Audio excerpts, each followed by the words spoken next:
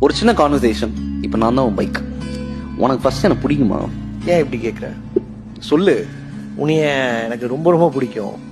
உன்னை first meet பண்ண அந்த நாள் என்னால் மறக்கவே முடியாது. அப்பத்துலேருந்து இப்போ வரைக்கும் என்னுடைய சந்தோஷத்தில், துக்கத்தில், தனிமையில், ஃப்ரெண்ட்ஸோட எப்பயுமே நீ ஒரு பெரிய பெரிய பார்ட்டாக இருந்திருக்க. I still remember.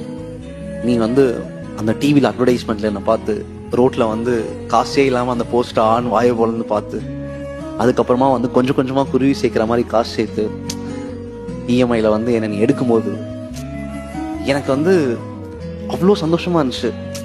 ஒருத்தர் என்னை தேடி வராங்களா, என்னை எடுத்து அவங்க லைஃப்பில் வச்சுக்கணும்னு சொல்லிட்டு அவ்வளோ ஆசைப்படுறாங்களா அப்படின்னு சொல்லிட்டு ரொம்ப சந்தோஷமாக இருந்தேன். அப்போலேருந்து இப்போ வர எனக்கு ஒரு பெரிய ஃபேமிலி கிடச்சிருக்கு. நீ என் லைஃப்பில் வந்துட்டதுக்கப்புறம் இதுக்கு மேலே எல்லாமே சூப்பராக நடக்க போகுதுன்ற ஒரு நம்பிக்கை வந்துருச்சு. ஸோ நீ இல்லைன்னா என் வாழ்க்கையில் நிறைய விஷயங்கள்